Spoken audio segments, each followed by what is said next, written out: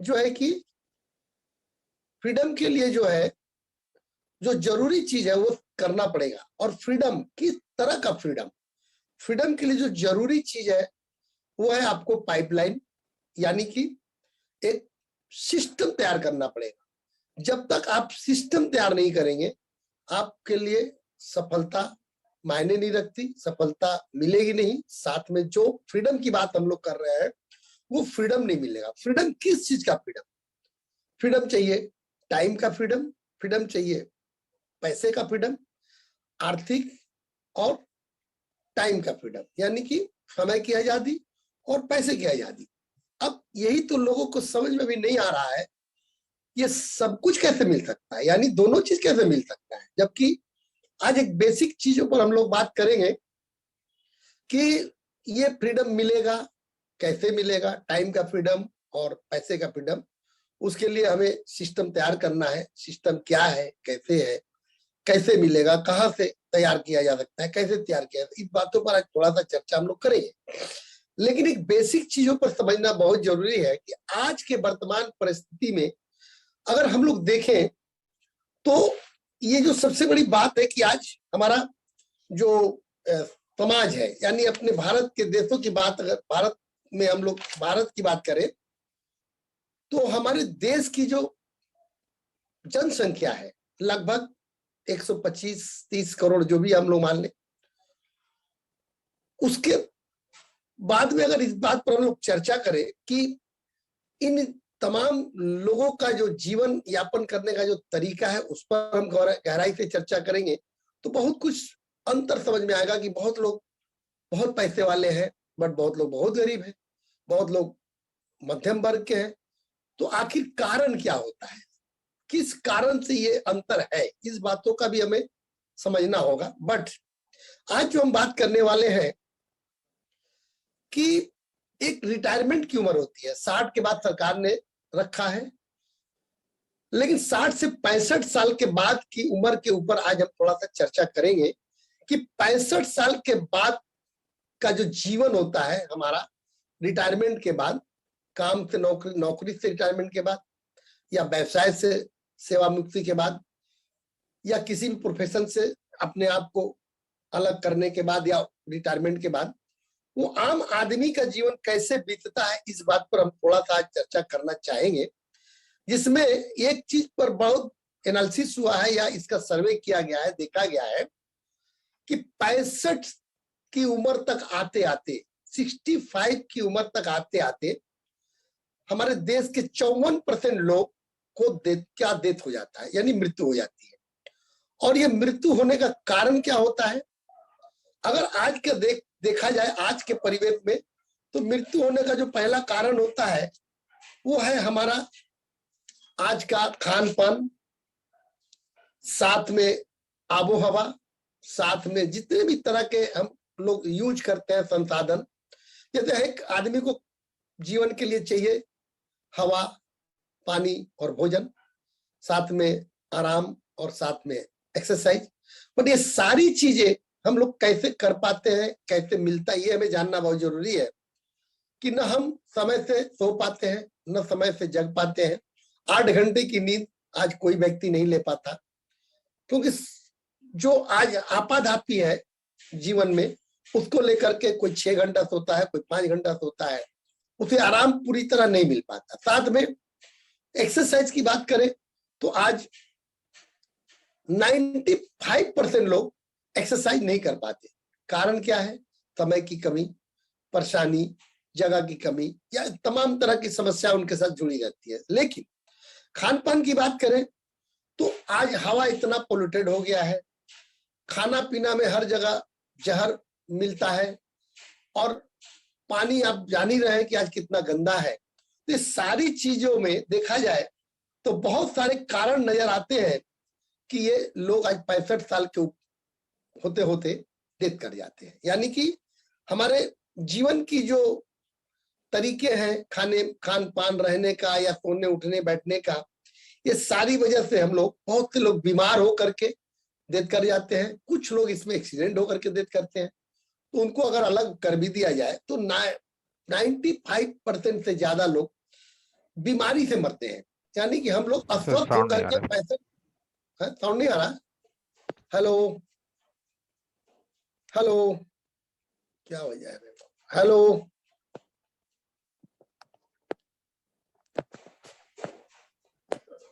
Hello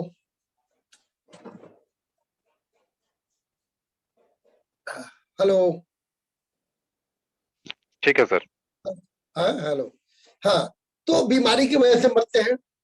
अभी समस्या क्या है कि ये बीमारी क्यों होती है तो आप समझ ही रहे हैं, लेकिन इसके बाद अगर ये और भी चीजों पर हम लोग गहराई से जाए तो बीमारी की बात सभी लोग जानते हैं। इसके बाद भी उसका समाधान नहीं करने का कोशिश करते हैं और समाधान नहीं करते हुए सारे लोग जिद करते हैं। लेकिन ये 65 से उम्र के 65 वर्ष की उम्र के लोगों की बात को देखा जाए तो अब जो डेथ कर गए उनकी बात को तो छोड़ दिया जाए, लेकिन जो बचे हुए लोग हैं उनका जीवन कैसे बीतता, इस विषय में हमें चर्चा करना है कि 22% लोग जो अपने सेवा निवृत्त होने के बाद, रिटायरमेंट के बाद, वो डिपेंडेंट हो जाते हैं अपनों बच्चों पर, या आप कहा जाए अपने आश्रितों पर, या इसके बाद अगर उनके पास कोई बच्चे नहीं, आश्रित नहीं है, तो वो सरकार के सिस्टम पर, सरकार के योजनाओं पर, यानी कि इस तरह वो 22% लोग जो है डिपेंडेंट होते हैं। और ये डिपेंडेंट की स्थिति बहुत बुरी होती है बनस्पत जो डेथ कर गए। जो लोग डेथ कर गए उनका तो मुक्ति हो गया, लेकिन ये 22% उससे भी बहुत मुश्किल से जीवन यापन करते हैं। ये समझना बहुत जरूरी है कि 22% लोगों का कारण क्या होता है जो ये 65 के बाद का जीवन जो है इस तरह उनका बनता है। कारण कि वो जब पैसा कमाते रहते हैं तो वो अपने पैसे को अपने बच्चों के पीछे, अपने शौक मौज में, या इस तरह के शादी विवाह के, बच्चों को शादी विवाह में खर्च कर डालते हैं। उस समय सोचते हैं चलो ये हो जाएगा, पैसा आ जाएगा, बट उसका कोई प्लानिंग नहीं होता कि 65 के बाद अगर मुझे एक हैंडसम अमाउंट, एक अच्छा पैसा नहीं मिलता रहा तो मैं अपने परिवार का, मैंने अपनी पत्नी का और अपना गुजारा कैसे करूंगा। और ये प्लानिंग उनकी नहीं होती है, वजह से ये 65 के बाद बहुत ज्यादा प्रॉब्लम में पड़ जाते हैं। और आप लोगों ने देखा भी होगा कि एक पिक्चर थी बागवान, और बागवान में अमिताभ बच्चन साहब ने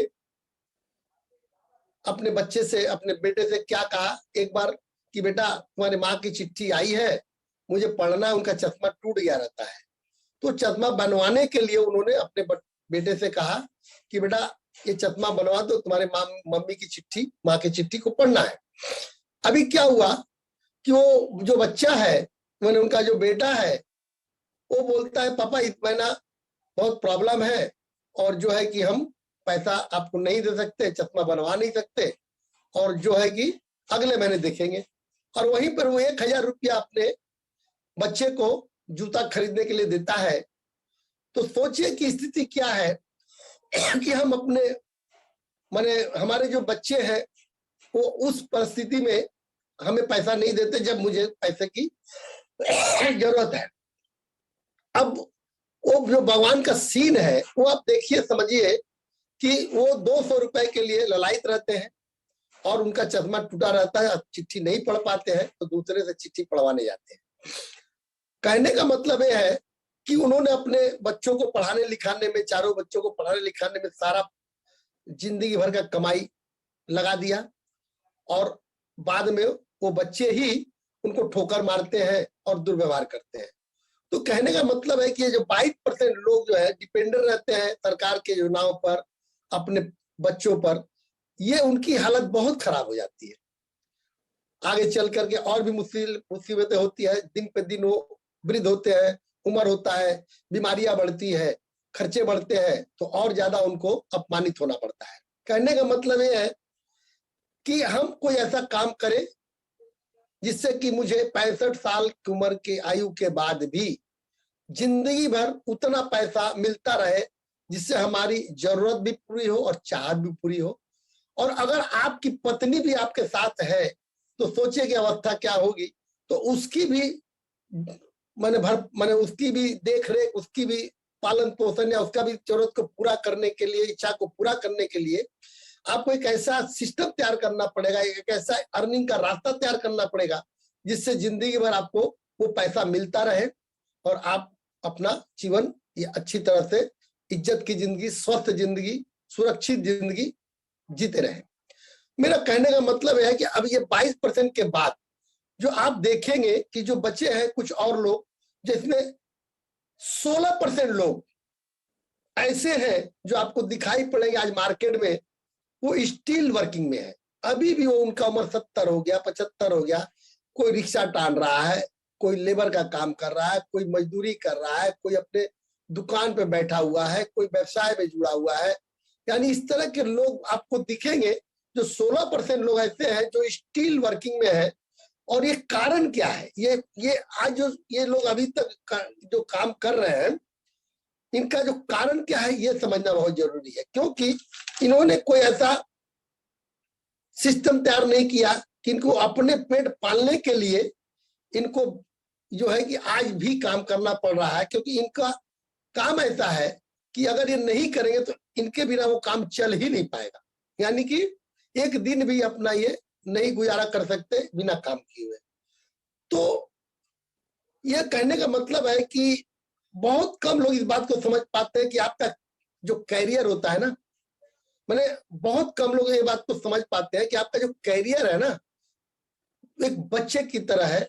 उसको आप बच्चे की तरह अगर पालन पोषण करिएगा तो वो एक दिन आपको पालन पोषण करेगा और एक अच्छा सब कुछ देगा जो आपको चाहिए। यानी कि बच्चे की तरह उसको पालन पोष के बड़ा करिए, और अगर वो उसको आप उसी हिसाब से सोचते हैं, करते हैं, तो आने वाले उम्र 65 के बाद या एक उम्र के बाद आपको जिंदगी भर देख रेख करने के लिए आपका साथ रहेगा। और ये बहुत बड़ा अहम सवाल है, इसको आपको चुनना पड़ेगा कि कैरियर कौन सा है, कौन सा कैरियर आपका अपना होना चाहिए, जिससे कि हम जीवन में वो सम्मान, पैसा, सुरक्षित जिंदगी, स्वस्थ जिंदगी पाते रहे। तो मेरा कहने का मतलब है कि जिस दिन आप अपना कैरियर चुनते हैं उसी दिन उस 65 साल के उम्र की नींव आप रख देते हैं। उसके बाद का जिंदगी जो जीना, मैंने अगर आप अपने कैरियर का चुनाव आज जो भी उम्र अब आपका है, 30, 32, 35, 40, 45, अगर आप उस उम्र में भी कोई कैरियर का चुनाव करते हैं कि मुझे 5 साल, 10 साल, 15 साल इस काम को करके ऐसा एक रास्ता, एक ऐसा सिस्टम तैयार करना पड़ेगा जिससे कि आने वाले 65 साल की उम्र के बाद मुझे कोई तकलीफ ना हो, दुख ना हो, और मुझे ये सब मिलता रहे। तो सही न चुनाव कर सकने के कारण ही बहुत लोग इस तरह से मजबूरी में रहते हैं। और ये एक श्राप से कम नहीं है, एक तरह का श्राप है। और ये सिर्फ आपके हाथ में है कि आप इसको कैसे ठीक कर सकते हैं। सब कुछ आपके हाथ में है कि 65 के बाद का उम्र आपका अच्छा गुजरे या आपको किसी के ऊपर डिपेंड रहना पड़े या इस तरह की जिंदगी जीना पड़े। मेरा कहने का मतलब है ये डिसीजन आपको करना है कि क्या करना है। अब रहा बात कि जैसे आज मान लीजिए कि अब ये 16% लोग की बात अगर हम लोग करते हैं तो ये जिंदगी आप देखे होंगे आज बहुत लोग जी रहे हैं। और उनसे अगर सवाल कीजिए, उनसे अगर कोई बात करिए तो अपना दुख व्यक्त करते हैं। मेरा बच्चा ऐसा है, मेरा पुतोहू ऐसा है, मेरे बेटी ने ऐसे साथ नहीं दिया, लेकिन अपनी गलती को स्वीकार करने का उनमें साहस नहीं है। कहने का मेरा मतलब है कि गलती हम करें और दोष दूसरों को दे, सरकार को दे कि सरकार ने कोई ऐसा व्यवस्था नहीं किया कि हम लोग को इस उम्र के बाद एक पैसा मिलता रहे। क्योंकि सिस्टम में जो योजनाएं सरकार चलाती है उनमें सारे लोगों को पैसा नहीं मिलता या सारे लोगों को इस तरह की सुविधाएं नहीं मिलती, लेकिन इसके बावजूद भी लोग दोष देते रहते हैं और आज इस तरह की समस्याएं उनको झेलनी पड़ रही है। दूसरी बात है कि 7% लोग ऐसे भी हैं जो आज उनकी आर्थिक आजादी है, वो आर्थिक आजादी केवल पैसों की है। वो बहुत अमीर है, उनका पैसा बहुत है, वो कारोबार करते हैं या कोई बहुत बड़ी नौकरी में है, बहुत बड़ा उनका मतलब सब कुछ है, पद है, ओहदा है। लेकिन अगर उनको कहा जाए या उनकी बीवी उनसे बोलती है कि सर चलिए थोड़ा शॉपिंग करके आते हैं, मार्केटिंग करके आते हैं, थोड़ा कहीं घूमने फिरने चलते हैं, तो वो कहेंगे क्या जानते हैं कि ऐसा है कि तुम कैश ले जाओ, क्रेडिट कार्ड ले जाओ, डेबिट कार्ड ले जाओ, गाड़ी ले जाओ, 2-4 नौकर चाहे तो ले जाओ, लेकिन मैं नहीं जा सकता। क्यों? क्योंकि मेरे पास टाइम नहीं। अब सोचिए कि इस व्यक्ति का पैसा क्या काम कर रहा है, यानी कि पैसा भरपूर होने के बावजूद भी ये व्यक्ति अपने परिवार को समय नहीं दे सकता, अपनी बीवी को समय नहीं दे सकता, उसके संग आनंद नहीं ले सकता, अपने बच्चों को समय नहीं दे सकता। ये तमाम तरह की बातें क्यों आ रही है? क्योंकि उसके पास पैसे तो हो गए, बट वो आज अगर अपने काम पे नहीं जाएगा तो उसको लगेगा कुछ गड़बड़ हो गई, कुछ नुकसान हो गया। और इस तरह उसके पास क्या करता है, वो अपने सिर्फ और सिर्फ टाइम देता है अपने काम को और अपने परिवार को नहीं देता, जिससे कि आने वाले दिन में उसके परिवार में बहुत तरह की समस्याएं खड़ी हो सकती है, खड़ी हो जाती है, जो कि कहना मुश्किल है क्या हो सकता है। इसके बाद आता है जो चौथी कैटेगरी, वो है जो लोग हैं, वो लोग 1% लोग हैं, यानी कि 54%, 22%, 16% और 7% के बाद जो 99% हो गया, तो जो 1% लोग हैं वही ऐसे लोग हैं जिनके पास आर्थिक आजादी है और टाइम की आजादी है, समय की आजादी। तो अब कहने का तात्पर्य है कि आखिर उन्होंने ऐसा क्या किया कि इनके पास ये सारी सुविधाएं है। तो या तो इसके दो रास्ते हैं, या तो आप कोई बहुत बड़ा फैक्ट्री लगा लीजिए और उसमें 1000, 2000, 5000 लोग काम करें और आपकी फैक्ट्री अपने सिस्टम से चलती रहे और आपको पैसा मिलता रहे और आप अपनी जिंदगी को एंजॉय करते रहे। लेकिन या तो फिर दूसरा रास्ता है कि आप कोई प्लॉट देखें, उस पर होटल बना ले और वहां 50 लोगों का स्टाफ रख दे और उससे वो स्टाफ जो है हर चीज को शुरू मैंने एंट्री से लेके एग्जिट तक सारी व्यवस्था वो लोग देखते रहेंगे और आपका बैठे बैठे काम होता रहेगा। तो ये संभव है, क्योंकि इसके लिए आपको चाहिए बहुत बड़ा धन, और ये धन अगर है तभी आप इस काम को कर सकते हैं, चाहे फैक्ट्री लगा सकते हैं या जो है कि होटल खोल सकते हैं। बट अगर नहीं है तो फिर कैसे संभव है कि आप आर्थिक आजादी और समय की आजादी प्राप्त करेंगे?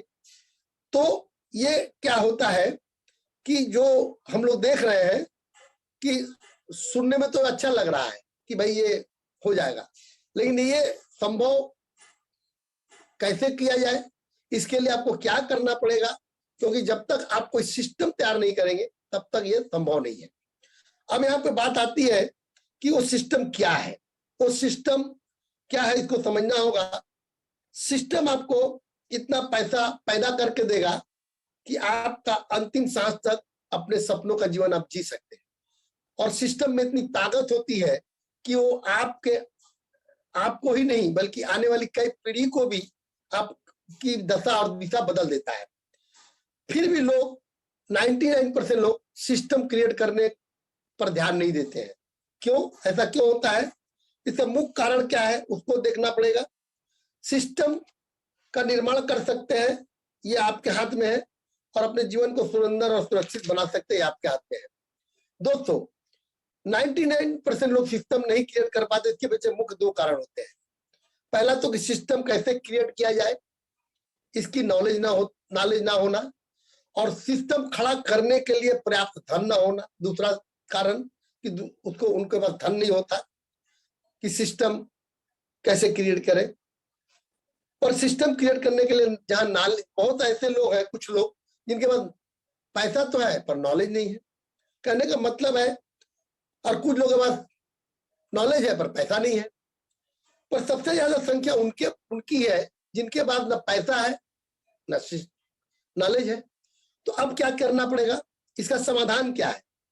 और यही सबसे बड़ा कारण है जो लोग जो है कि आज मजबूर है इस तरह की जिंदगी जीने के लिए, क्योंकि उनके पास सिस्टम नहीं है, उनके पास नॉलेज नहीं है, उनके पास तरीका नहीं है। इसका समाधान है, इसका समाधान है कि आप किसी भी उम्र में है, लेकिन अगर आप चाहे, आप जिंदा हैं, तो आप इस सिस्टम को क्रिएट कर सकते हैं। और अपने पैसिव इनकम के लिए, अपने 65 वर्ष की आयु के बाद के लिए आप स्वस्थ और सुंदर और सुरक्षित जीवन जीने के लिए एकमात्र हम लोग का जो प्लेटफॉर्म है वो फॉरएवर लिविंग प्रोडक्ट का जो है, उसमें जो सबसे बड़ी बात है कि हम लोग का जो सिस्टम है वो एक नेटवर्क सिस्टम है। और ये नेटवर्क जो होता है, क्या होता है, ये जानना बहुत जरूरी है। नेटवर्क एक ऐसा ट्रेन है जो आपको, आदमी को उसकी मंजिल तक पहुंचाता है, और पिछले कई दशकों से लोगों को पहुंचा भी रहा है और लोग उसका लाभ ले भी रहे हैं। लेकिन ये सिस्टम को जानना समझना जरूरी है और साथ में उस पर करना जरूरी है। किसी ने सही कहा है कि अधूरा ज्ञान खतरे जान। आपका अधूरा ज्ञान अगर रहेगा तो क्या होगा कि आपको गड्ढे में ले जाएगा, और अगर आप सही ज्ञान लेकर के काम करेंगे तो आपको सही दिशा में और सही दशा में आपको पहुंचाएगा। तो मेरा कहने का तात्पर्य यह था कि आप सिस्टम को क्रिएट कीजिए और सिस्टम में आइए, और आप नेटवर्क के माध्यम से अपने जिंदगी को सुंदर और सुरक्षित बनाइए। इसके लिए आपको ये करना है। साथ में जैसे अभी हम लोग बता रहे थे कि हम लोग को जो क्या करना है, जैसे अभी बात हुई कि सफलता का जो कारण है वो जानना बहुत जरूरी है। आज हमारे सिस्टम में जो लोग जुड़े हुए हैं वो लोग भी आज बहुत सफल नहीं हो पा रहे हैं। इसको भी समझना होगा कि किन कारणों से वो सफल नहीं हो रहे हैं। जैसे सफलता और असफलता ये आपका चॉइस है, क्योंकि आपकी चॉइस और आपकी आदतें जो है वही आपको सफलता दिलाती है। इसे बहुत डिटेल्स में समझना होगा कि हमें सफलता प्राप्त करना है तो कैसे प्राप्त करना है, उसके लिए मुझे क्या करना पड़ेगा। सफलता आज आप जो भी कर रहे हैं उसमें आप जहां तक पहुंचे हैं वो आपका 1% आपने अपने क्षमता का, अपने पोटेंशियल का उपयोग किया, सिर्फ 1%, और 1% उपयोग करके ही आप आज यहाँ पहुंचे। तो सोचिए कि अगर 99% जो बचा हुआ क्षमता है, जो आपका पोटेंशियल है, अगर उसका उपयोग आप करते हैं तो आप कहाँ पहुंच सकते हैं। ये 99% पोटेंशियल का इस्तेमाल करने के लिए आपको क्या करना है, कैसे करना है, ये आपको बहुत मेहनत करना पड़ेगा, क्योंकि इसका एक ही तरीका है। और ये पोटेंशियल को आप देखिए कि आपको ये पोटेंशियल आपका बहुत आपको आगे ले जाएगा। ये क्षमता आप आपके अंदर जो है वो आप जो है कि प्राप्त कर सकते हैं अपने लक्ष्य को, अपने फ्रीडम को। लेकिन जो हमारी आदतें होती है, हमारा जो चॉइस होता है, वो कहीं ना कहीं रॉन्ग डिसीजन की वजह से, गलत आदतों की वजह से आज हम लोग बहुत सफल नहीं हो पा रहे हैं। अब बहुत जो जरूरत है अपने ड्रीम को पूरा करने के लिए वो शायद उनसे नहीं मिल पा रहा है। जैसे आप देखिएगा कि कोई भी आदत जो होती है वो कंपाउंड इफेक्ट करता है, मतलब चक्रवृद्धि इफेक्ट होता है। जैसे अगर आप आज थोड़ा देर के लिए किसी रेस्टोरेंट में आप जाते हैं और वहां पे आपके हाथ में मेनू कार्ड है, वहां पे ऑर्डर करते हैं या तो पिज्जा बर्गर या चाउमीन, और वहां पे ऑर्डर करते हैं आप सलाद, फ्रूट सलाद या इस तरह का और भी कुछ बढ़िया। तो इसका जो असर पड़ेगा, क्योंकि उस समय तो आपको समझ में नहीं आएगा, ये छोटी छोटी बातें, बट इसका जो असर दूरगामी जो पड़ता है, जब आप इस तरह के पिज्जा बर्गर और चाउमीन खाते हैं तो उसमें आपका स्वास्थ्य खराब होता है। और इसके बाद जब आपका हार्ट का प्रॉब्लम आता है, पेट का प्रॉब्लम आता है, तो आप डॉक्टर के पास जाते हैं। और वही अगर आप कोई और अच्छी चीजें खाते हैं, फ्रूट सलाद या इस तरह का और भी कुछ जो कि आपका शरीर को ताकत देता हो, या फिर आप कोल्ड ड्रिंक्स लेते हैं तो उसमें जो आपका नुकसान है वो देखिए, और अगर आप मिल्क लेते हैं तो उसका फायदा देखिए क्या है। तो ये तमाम चीजों का हम लोग छोटी छोटी बातों पर ध्यान नहीं देते हैं, और इस वजह से आज हमें ये नुकसान उठाना पड़ता है। यानी कि हमारा जो चॉइस है वो कहीं ना कहीं ऐसा हमें नुकसान पहुंचाता है। जैसे आज मान लीजिए थोड़ी देर के लिए ये जो तंबाकू लोग खाते हैं, खैनी जिसको बोला जाता है, चूने में लगा करके एक चुटकी मुंह में रख लिया, और वो एक चुटकी उस समय तो समझ में नहीं आता है, कि क्या उसका ये होगा, क्या नुकसान होगा, लेकिन वो जो दूरगामी उसका जो असर क्या होता है, जब मुंह में कैंसर होता है तब समझ में आता है कि भाई ये बहुत बड़ा नुकसान का कारण है। तो हमारी जो चॉइस है, हमारी जो पसंद है, हमारी जो आदतें हैं, पहले उसमें हमें ध्यान देना पड़ेगा कि छोटी छोटी आदतों की वजह से, छोटी छोटी पसंद की वजह से हम बहुत बड़ा नुकसान करते हैं। और इस वजह से हमें आज जो है कि ये तमाम बीमारियों से ग्रसित होना पड़ता है और ये तमाम नुकसान हमें उठाने पड़ते हैं। अभी आपको देखिएगा कि जब ये बीमारियां हो जाती हैं तो इसमें किसका नुकसान हुआ और इसमें किसका जिम्मेदारी है? न माँ बाप का, न किसी रिश्तेदार का, न सरकार का। बट आप जब गुटखा खाते हैं, चाउमीन खाते हैं या इस तरह का जो जो तंबाकू है वो खाते हैं तो उससे आपका नुकसान होता है, तो आप दोष किसको दीजिएगा? वो आपका ही है।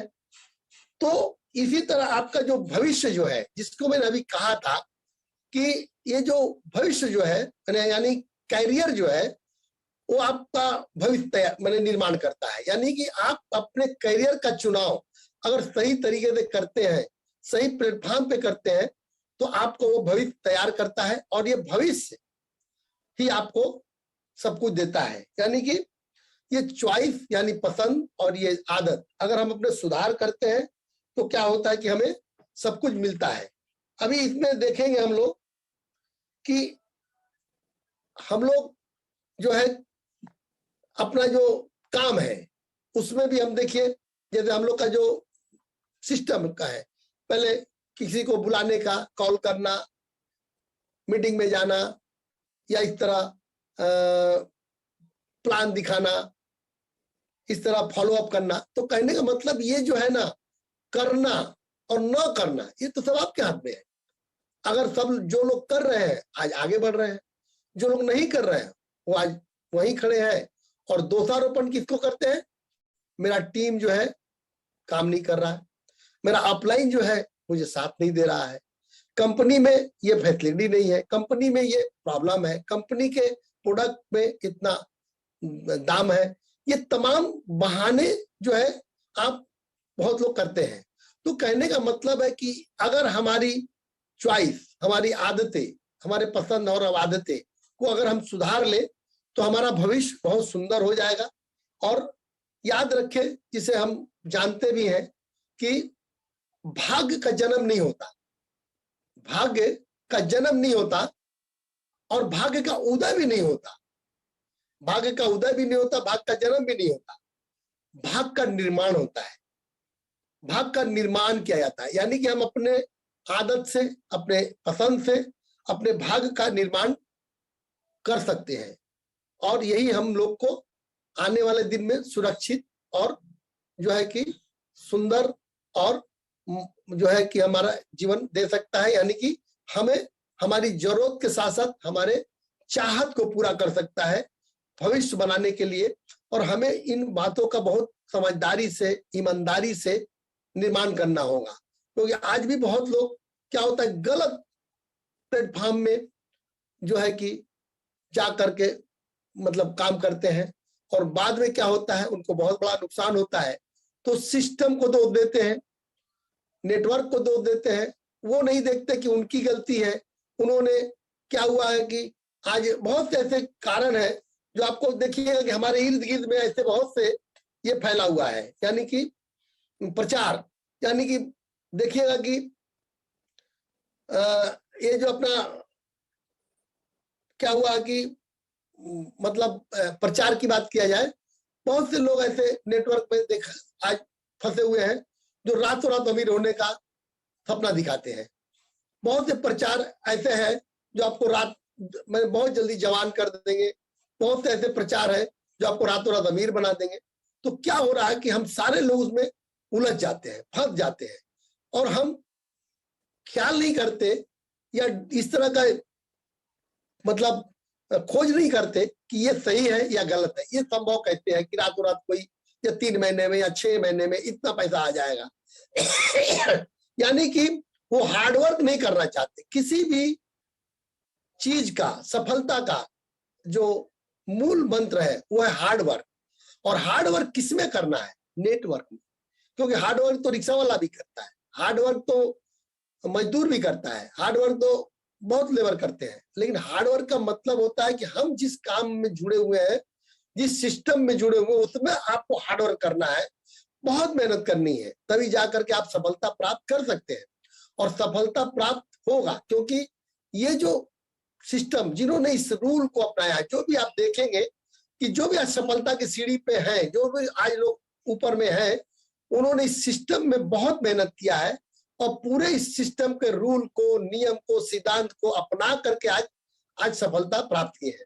तो हमें भी अपने जिंदगी को बदलने का जो तरीका है वो है हार्डवर्क, और इस सिस्टम में जुड़ करके, यानी सिस्टम तैयार करके और अपने आप को, जिंदगी को सुंदर बनाना पड़ेगा। तो यही मेरा कहना था आप लोगों से कि आप सिस्टम में पहले, मतलब सिस्टम तैयार कीजिए, यानी कि पाइपलाइन तैयार कीजिए कि 65 साल की उम्र के बाद भी आपकी जिंदगी सुंदर और सुरक्षित और स्वस्थ रहे, चलती रहे। और मैं यही कहना चाहता हूं कि आप लोग, हमारा जो प्लेटफॉर्म है बहुत सही है, यानी फॉरएवर लिविंग प्रोडक्ट के बारे में कहा जाए, यहाँ पे हमें एक सुंदर स्वस्थ जीवन मिलता है, पैसा कम और बेसी सब कुछ अपने हाथ में, यानी हम अपन चाहे तो हम जो यहाँ से प्राप्त करना चाहे कर सकते हैं, बशर्ते हार्डवर्क करना पड़ेगा, मेहनत करनी पड़ेगी और सिस्टम को फॉलो करना पड़ेगा, रूल को फॉलो करना पड़ेगा, कंपनी के सिद्धांत को फॉलो करना पड़ेगा, और आज हम लोग बहुत आगे बढ़ सकते हैं। बशर्ते बिलीव करना पड़ेगा अपने काम पे, अपने आप पे, अपने अपलाइन पे, और इसके बाद हम लोग सफलता प्राप्त कर सकते हैं। आज के लिए मैं बस इतना ही कहूंगा। लोकेश जी से मैं कहूंगा कि कुछ बातें और जो है वो अपना रखें। धन्यवाद, नमस्कार।